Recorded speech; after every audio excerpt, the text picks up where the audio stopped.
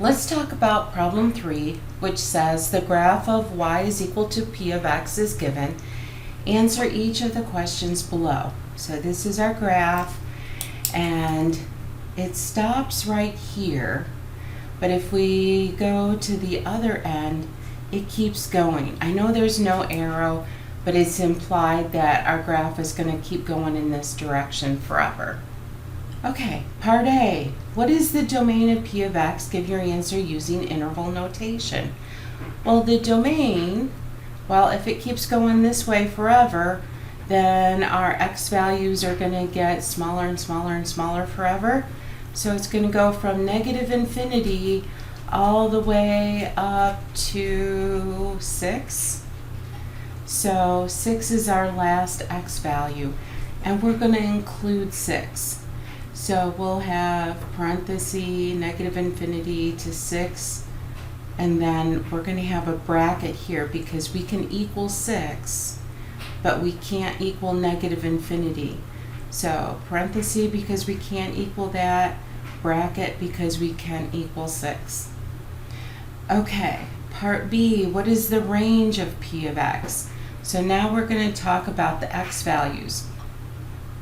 Well, since this keeps going down and down and down forever, then we're going to go from negative infinity all the way up to what's our highest y value?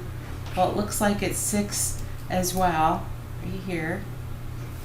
And so we go from negative infinity all the way up to 6 and then include 6. Part C. What is or are the x-intercepts of p of x? Well, remember that an x-intercept is a point on the graph where we either cross the x-axis or we just come down and touch the x-axis and bounce back. And so we have an x-intercept at negative 10, so it would be negative 10, 0. And then also at 3, or 3, 0. Note, to type the union symbol in MyOpenMath, type the capital U as in union, and then it'll turn into the union symbol. The union symbol just means that we're going to include like more points, or we could use the union symbol for sets, so we can include more sets. Part D says the zeros of p of x are what? And so the difference between zeros and x-intercepts is that x-intercepts includes the entire point, like negative 10, 0. The zeros just include the x value, so it would just be negative 10. So zeros and x-intercepts are almost the same thing. Just x-intercepts includes the entire point, and the zeros just include the x values. And so the zeros would be negative 10, 3.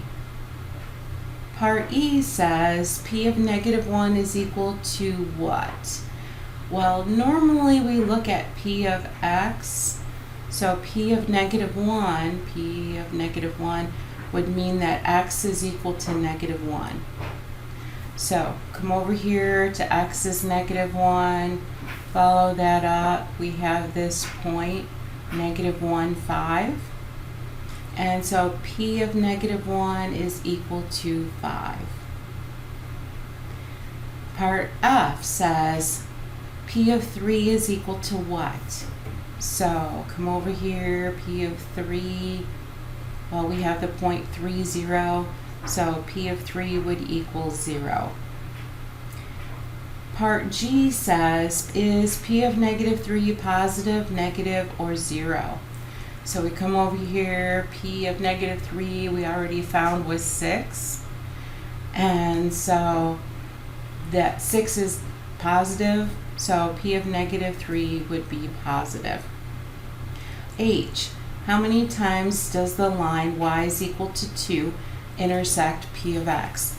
So our y values are equal to 2, so all of these y values are equal to 2. And so we have 1 point here where the y value is 2. We have another point here where y is equal to 2, and another point here where y is equal to 2. So we'd have 3. Part I. For what values of x does p of x equal 6? Well, p of x is the same thing as y. So we have 1 here, and we don't have anywhere else. And so it would just be -3. Part J. Give the intervals of x such that p of x is greater than 0. Use the union symbol between multiple intervals. Okay, so we want p of x or y to be greater than 0. And so over here, our y values are below the x-axis, so they're all negative. And so our graph is above the x-axis from here to here. And so our y values are all positive between our x-intercepts. So it would be positive from -10, 0 to 3, 0.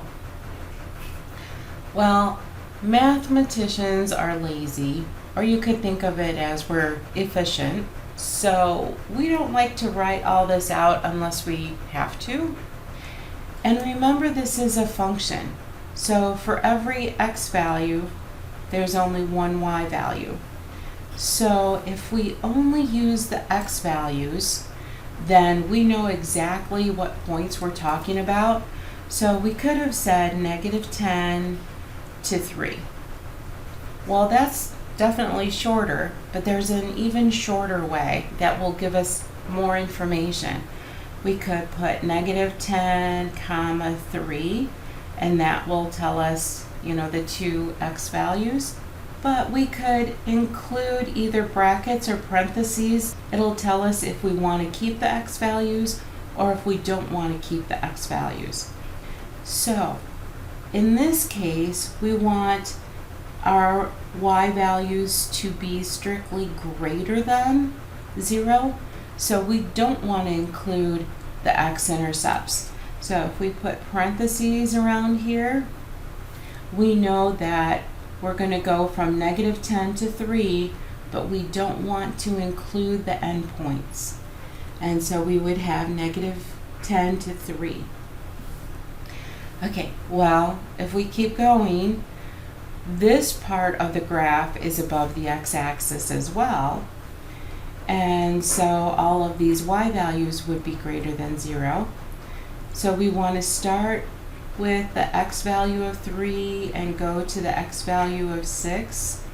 So 3 to 6. But we don't want to include 3 because that y value is equal to 0 and we want greater than 0. But this x value is 6 and its y value is 3, and 3 is positive, so we're going to include that. And so we'd have the interval from 3 to 6. And we have two intervals, so we're going to join them with the union symbol. Part K says, give the intervals of x such that p of x is less than 0. In other words, we're going to want the part of the graph that's below the x-axis, and then use the union symbol. Okay, so the only part that's below the x-axis is this part that goes this way forever. And so if we're going to the left forever, and so our x values would be from -infinity to 10. So -infinity to 10. And we do not want to include 10 because its y value is equal to 0. It's not less than 0. Okay, when you're ready, go on and take a look at the next video.